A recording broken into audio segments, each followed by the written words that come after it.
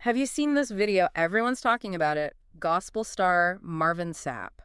Hmm. Yeah, it's wild. I have, yeah. It's making the rounds for sure. Yeah, so we're going to take a deep dive today into this whole controversy.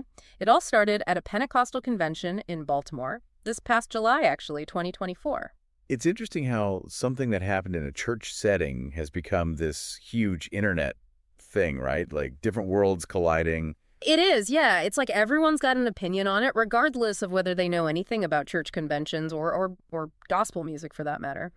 So we've got a bunch of articles here. We've got USA Today, People, the New York Post. A lot of different angles to look at. Yeah, and we want to, cut through all the noise, all the social media stuff. Right. Give you the full picture, like what actually happened, why everyone's freaking out, and what Marvin Sapp himself is saying about it all. So the question for you right off the bat is, how do we interpret actions that are meant for one context, in this case, a church, when they're suddenly blasted out to the whole world online? Exactly, and this video is, well, it's pretty straightforward in what it shows. Okay. So it's Marvin Sapp. He's speaking at the 109th Pentecostal Assemblies for the World Convention in Baltimore, Maryland, July 2024. There are about 1,000 people there in person. Wow. Yeah, and another 1,000 or so watching online. And he basically asks everyone, both those who are there and those watching online, to donate $20 each. So he's looking to raise some serious money then. What's he saying he needs it for? Well, he wants to hit $40,000. Okay, so a pretty specific goal. Right. But then he says something that really gets people talking. He tells the ushers to close the doors, and he repeats it, like several times. Oh, close the doors. That's kind of intense. That's the part everyone is stuck on, right? It definitely makes you wonder if people felt pressured. Oh, absolutely. And he doesn't stop there. He then turns to the preachers who were there and asks them to each give $100. And he makes this statement: giving is worship. So you have the money request, the closed doors, and then this theological layer on top of it all. It's like he's linking giving money directly to their faith. Yeah. A lot to unpack there. Yeah. Well, you can imagine the internet explodes. Criticism, jokes, memes, you name it. A lot of people are really questioning his methods. Makes sense. The whole close the doors thing, especially in a society where we value freedom so much. If you feel like your freedom is being restricted, especially when someone's asking for money, you're going to push back. Exactly. It's like people are comparing it to being held hostage. There's this one comment on X, someone said, Marvin's getting self-peeped if he thinks he can hold people hostage for money. Oof. Yeah, and I'm sure his success as a gospel artist isn't helping matters. People probably assume he's already wealthy. Right. Like, where's all that never would have made it money going? Someone even twisted that song title and wrote, never would have made it. I saw that one. Haha. It's kind of funny, but also, a lot of people are seriously angry, calling it a shakedown, false prophet, all that. Someone even said they would have called 911. Wow. False prophet. Yeah. That's a heavy accusation. It's like they're saying he's using his position to exploit people. And, the close the doors thing just fuels that whole narrative of being trapped. Yeah, and the memes are everywhere. Kevin Stage did this whole skit about it, like a really aggressive usher demanding cash before you can leave. Yeah, saw that one. Memes can be so powerful. They take something complex, condense it into a funny image, and then boom, it goes viral, shaping the narrative. That's how we process things these days, I guess. Now, Marvin Sapp didn't just stay silent through all this. He went on Facebook on Wednesday, March 26, 2025. Good. So he's offering his side of the story. Yeah, and he says, his goal was never to hold anyone hostage. He says fundraising is just part of his job, part of being a minister at these conventions. Okay, so he's saying it's normal, expected even. Exactly. He calls it stewardship, not manipulation. Interesting word choice. Stewardship. Like Yeah. He's a caretaker of something bigger than himself. Yeah, and then he talks about the timing of the offering. He says it's a vulnerable time. They're handling a lot of cash. Security's on high alert. Yeah, I can see that. When you're dealing with large sums of money, especially in a crowded setting, you don't want chaos. Makes sense to keep things controlled. So he's saying that the close the doors thing was about safety and respect, not control. Okay. And he says, he gave more than $20 that night. Oh, so he's putting his money where his mouth is. Yeah, and he brings up the Bible, 1 Chronicles 29.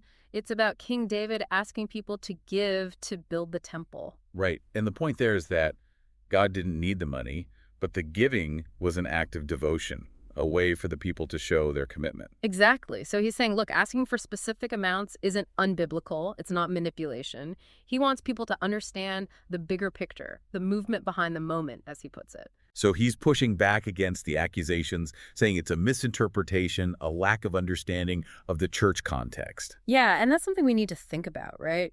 It's important to understand where this all took place. Black churches have a long tradition of tithes and donations. Absolutely. It's part of their culture, their history. We Yeah. can't just impose our own interpretations without understanding that context. And Marvin Sapp, he's not just some local pastor. He's a Grammy-nominated gospel star. Right, so there's a level of fame, of public scrutiny that comes with that. His actions are going to be seen through a different lens. The New York Post even mentioned that he performed at Diddy's birthday party back in 2019. Oh, wow, interesting. So he's rubbing shoulders with celebrities. Yeah, and get this, the song he sang was Never Would Have Made It. Huh, the irony. Right. And then you've got athletes like DJ Reed and Dwight Gooden. They've talked about how much his music means to them. So his influence goes way beyond the church walls. Yeah, that's important to note. He's got this platform, this reach that magnifies everything he does. Another thing to consider is the timing. The event was July 2024, but the video went viral in March 2025. The internet time machine strikes again. Right. It's like something about the current climate, maybe something that's going on now, made this video resonate in a way it didn't back then. It's how things go viral these days. Right. The context shifts, the algorithm picks it up, and boom, it's everywhere. And, we have to talk about the headlines. Some of them were pretty strong. The New York Post called it a hostage situation. Oof, yeah, that word carries a lot of weight. It instantly frames the whole thing in a negative light. So you've got these two sides. On the one hand, you have people who see the closed doors, the demand for money, and they think, this is wrong, this is manipulative, maybe even illegal. It goes against their values, right? But Freedom of choice, not being pressured into giving money, especially in a religious setting. Right, and then you have Marvin Sapp, who says, no, this is about safety, respect, stewardship.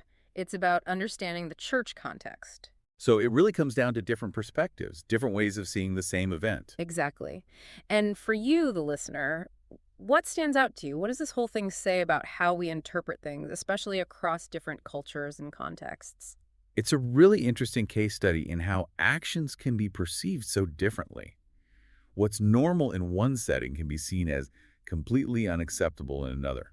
So, to recap, you've got Marvin Sapp, July 2024, asking for donations, closing the doors, video resurfaces in March 2025, internet goes crazy, lots of criticism. And then you have his response, focusing on safety, respect, and stewardship.